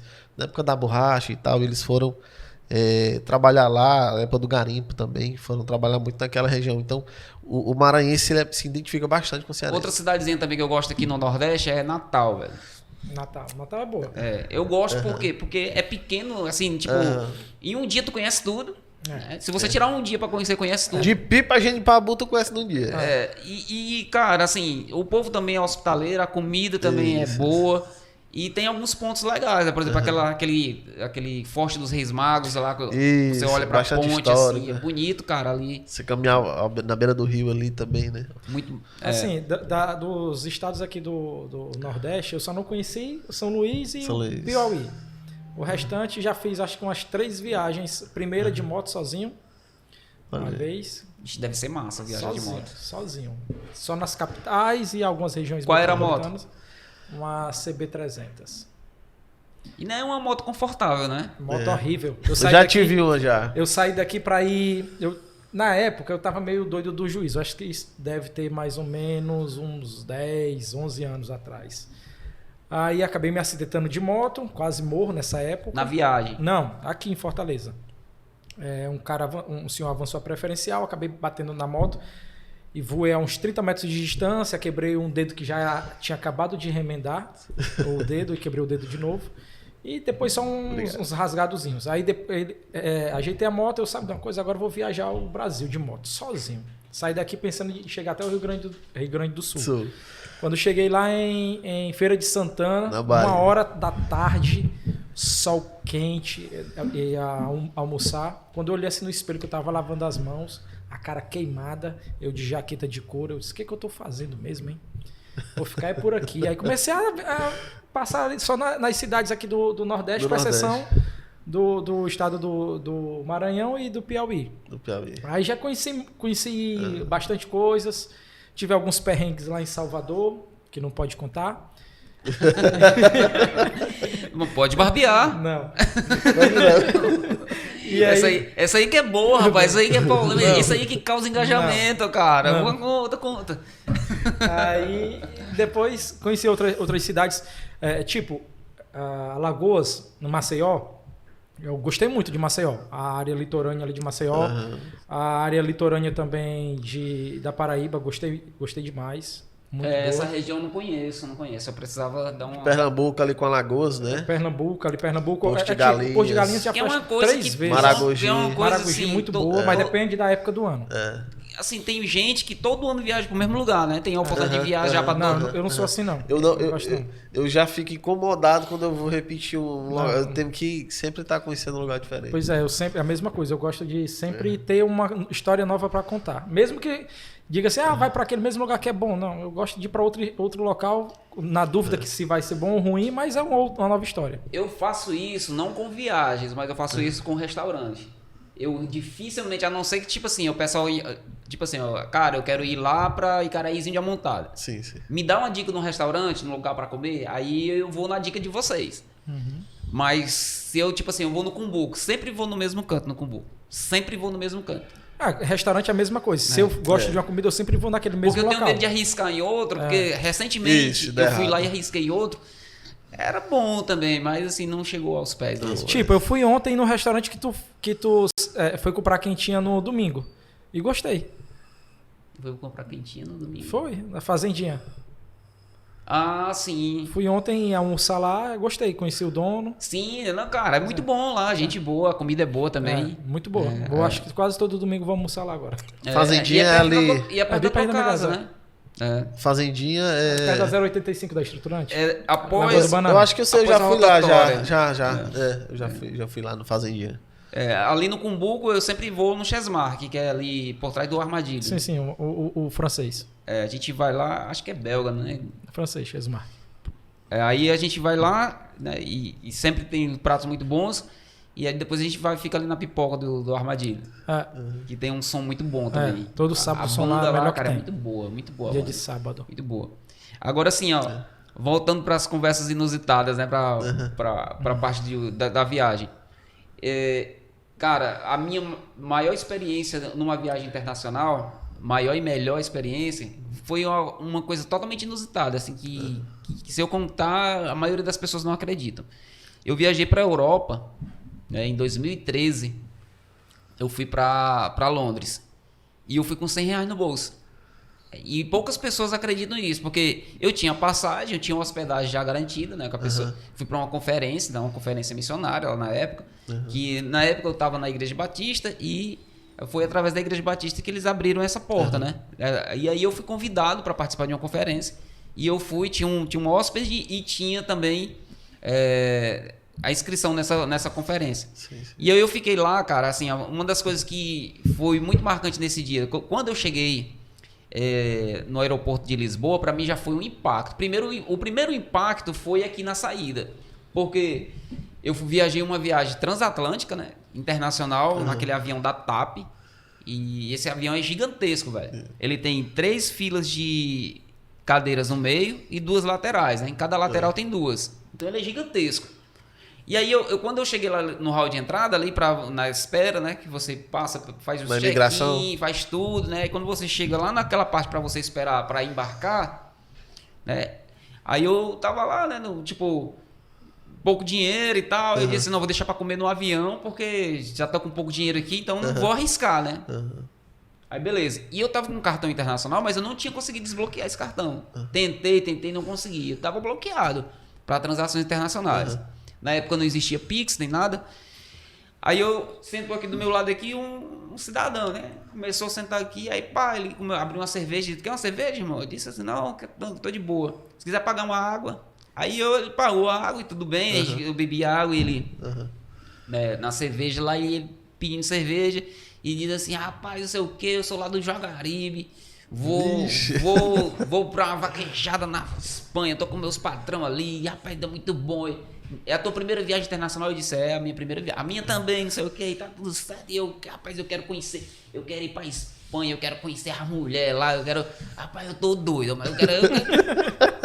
Não precisa nem dizer que tá doido, não, só dele. Não, e eu aqui, meu irmão, quem é esse cara, velho? De onde foi que apareceu esse, mano? E eu pensando logo que era, na época eu tava firmão na igreja e tudo, né? E dizendo assim, rapaz, isso é cor do cão que ele botou aqui perto de mim. Vai entrar no avião Pra com esse desviar. cara aí. Cara, foi muito doido, velho. E aí ele ficou lá tomando cerveja e tal, e aí... Beleza, né? E falar umas coisas, né? Coisa com cor, aqueles caras inconvenientes, sabe? Sim. Tipo assim, que não fala alto. Fala alto, não sabe exatamente onde tá, enfim. Cara, vaqueiro, né? Peão mesmo. Ele não é aquele vaqueiro gourmet, não, né? É o vaqueiro peão. De pegar o boi no mato, né? Só que ele era novo, né? Bem novo assim e tal. Aí beleza, aí a gente trocou uma ideia ali, conversando, eu dei um pouco de atenção pra ele e tal. Tudo bem. Aí entramos no voo, aí eu me sentei, né? Botei a minha mochila lá e tal, minha bagagem. Aí me sentei e fiquei, né? E aí eles dão umas orientações. Cara, quando dá assim uns 5 minutos, quem é que senta do meu lado? Vixe. O doido. O dito cujo. O vaqueiro. Aí ele olhou pra mim e disse, ei, irmão, coincidência, ó. Eu aqui por dentro de caralho, meu irmão. O que esse cara tá fazendo aqui, mano? A viagem vai ser animada, hein? É lógico que na época eu não disse caralho, né? Eu disse, cara, mas irmão, como é que esse cara vem sentar do meu lado, velho? Aí ele, e aí, isso é um prenúncio de uma coisa boa, não sei o que, isso vai ser muito bom. Nossa viagem vai ser massa, aqui o tempo todinho aqui conversando e tal. Aí aeromoças, normalmente as aeromoças são muito bonitas, né? Sim. Aí elas vinham, ofereciam água, porque assim, em viagem internacional sempre tem um métier a mais, sempre tem um tratamento melhor, né?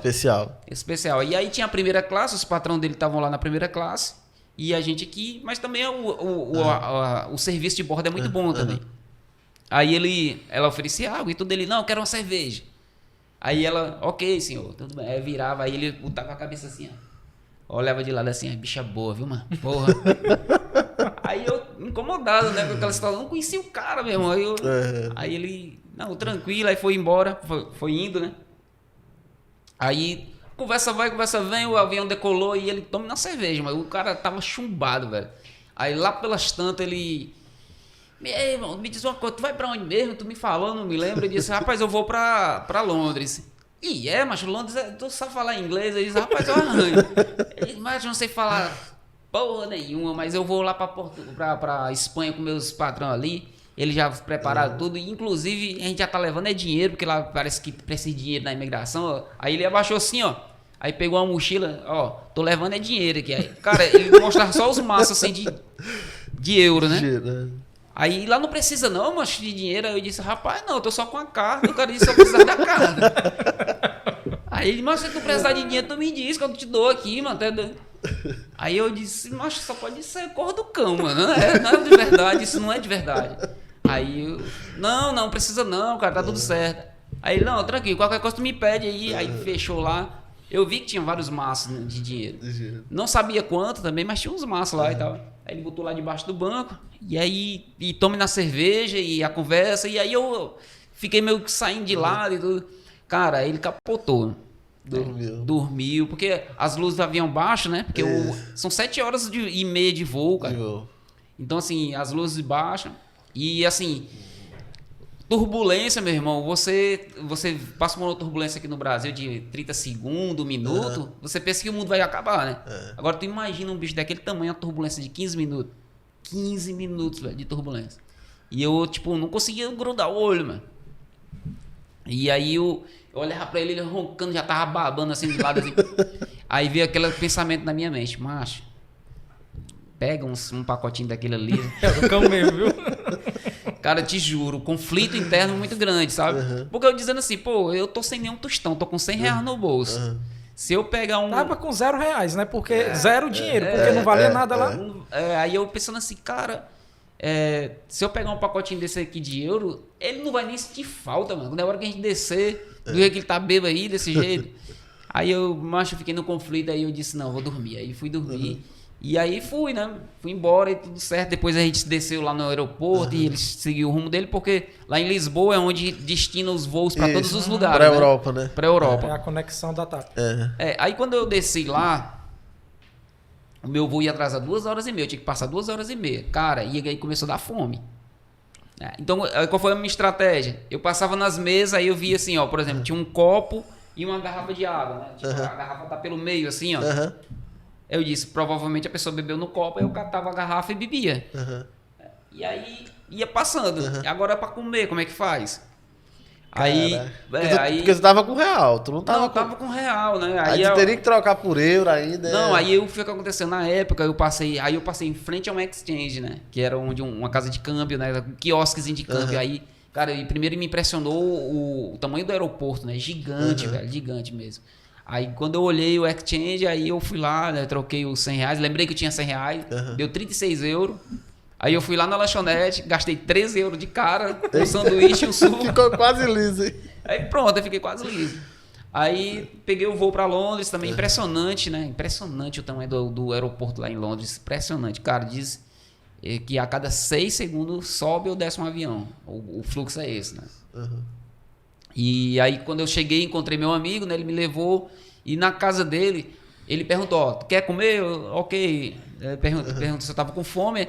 Cara, e muito diferente. Tipo assim, o inglês que a gente fala aqui de se comunicar, de perguntar onde se quer água ou café, é muito diferente de você tá convivendo com eles falando, entendeu? Então a gente força a mente muito o dia todo, assim, forçando a mente, e você chega no final do dia exausto, porque você tá o tempo todo tentando entender o que eles estão falando. E quando você entende a primeira frase, eles já estão lá na 10ª, entendeu?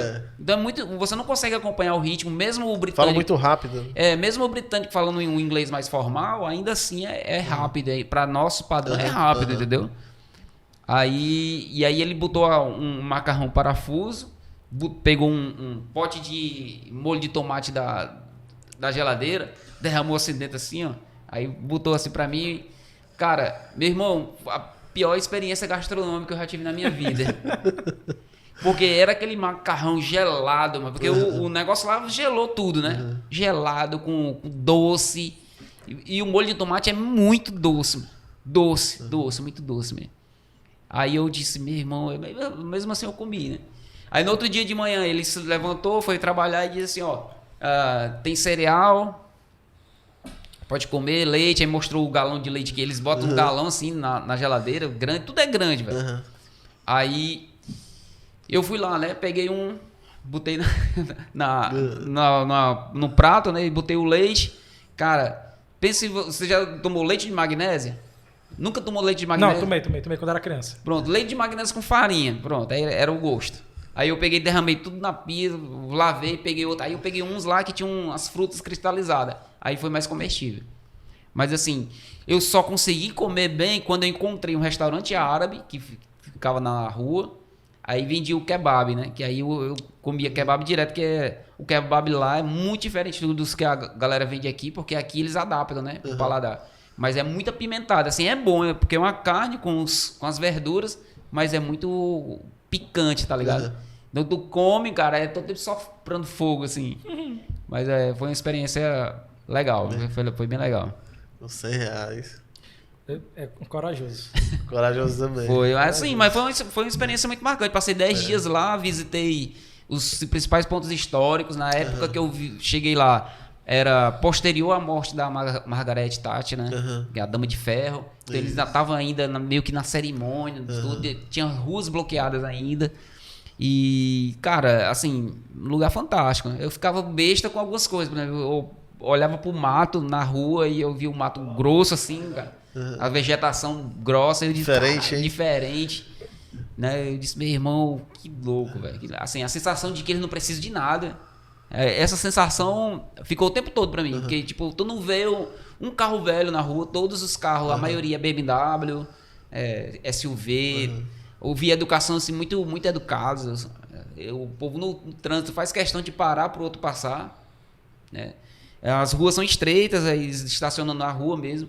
E uma coisa que me impressionou, e esse foi o maior de todos, o silêncio abissal. À noite, principalmente. Quando dá 8 horas da noite, que o sol escurece, porque o sol escurece tipo 7h30, 7h40. Eu fui na época do verão, né?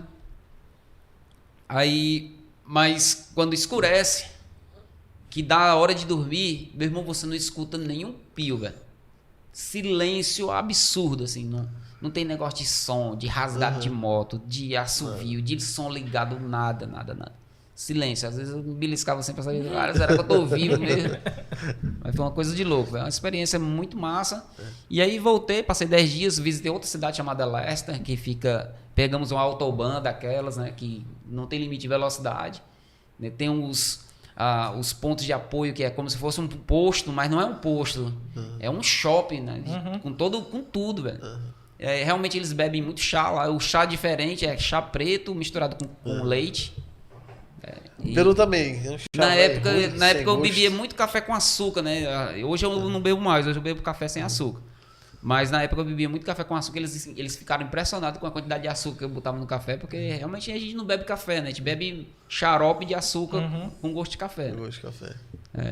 Mas enfim, foi muito boa a viagem, né? E as experiências, que a gente volta, parece que volta com um monte de neurônio ligado, assim, renovado. Acho que muda toda a perspectiva de vida da pessoa. Por mais que você... Renova, né? Por mais que você viaje bem para ali assim, né?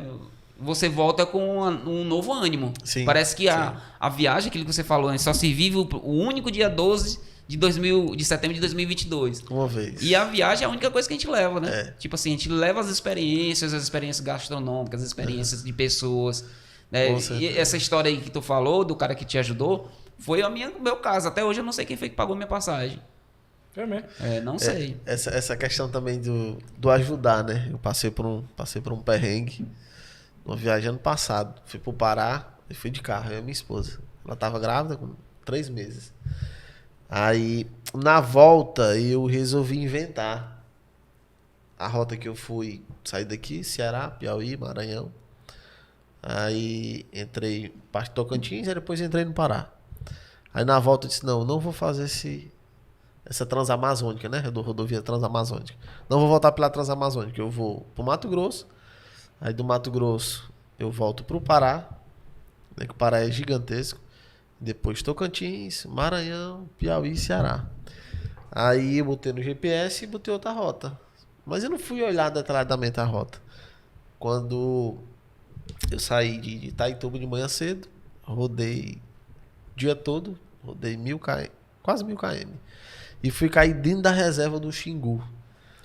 Uns 250 a 300 km de estrada de chão. Meu carro baixo, peguei lamaçal, enfim. Tive que dormir praticamente dentro da reserva, no bar do Bigode. Assim, foi a salvação naquela estrada, né? E no outro dia tive que acordar muito cedo, 3 horas da manhã. As condições eram totalmente precárias, né? Demais, olha. Acho que a minha esposa não vai. Ela vai me matar quando chegar em casa e ver eu contando isso aqui. Só tava eu e ela. Então, tinha valas lá, buracos lá na estrada. Precário demais na estrada. Era uma estrada do Mato Grosso. Terrível. Que ela tinha que entrar dentro da lama lá mesmo pra ver a fundura, porque se eu entrasse um carro, tchau. Entendeu? Teve uma situação lá também que eu passei. Foi lá, eu tive que pegar uma balsa, né? E ao chegar lá, não tinha balsa. Passei o dia todo. Quem me ajudou lá foi combustível, faltou. Os índios lá me ajudaram na reserva. Caramba, mano.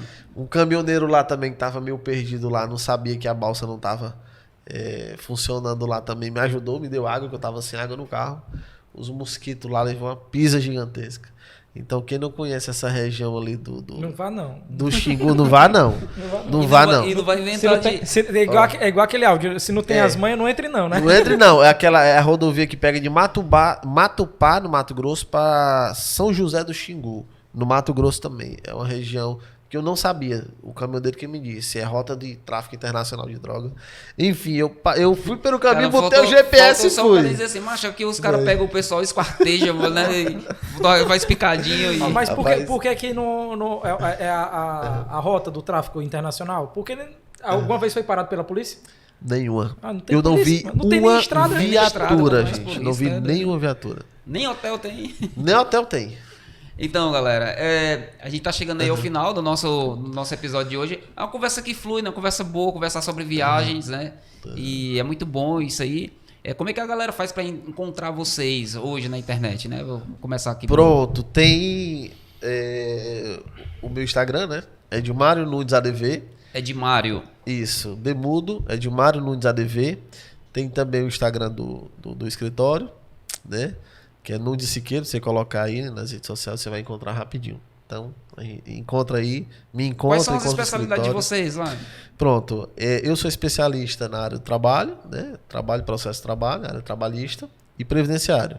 O meu colega já é da área civil e da área tributária. Então, nós temos 4 especialidades lá no escritório.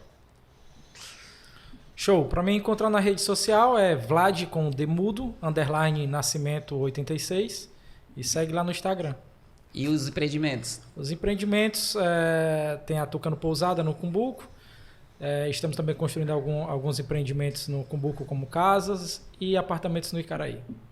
Show. Então, muito obrigado vocês que estiveram aqui conosco. Agradecer mais uma vez aos nossos patrocinadores, Nunes Isqueiras Advogado, Pousada Tucano Cumbuco, a Caveira Barbada, fornecedores dos produtos Jelly Roll, Scout Pomada e também Rabo de Galo. Nossos amigos, parceiros, pessoas que acreditam no nosso trabalho.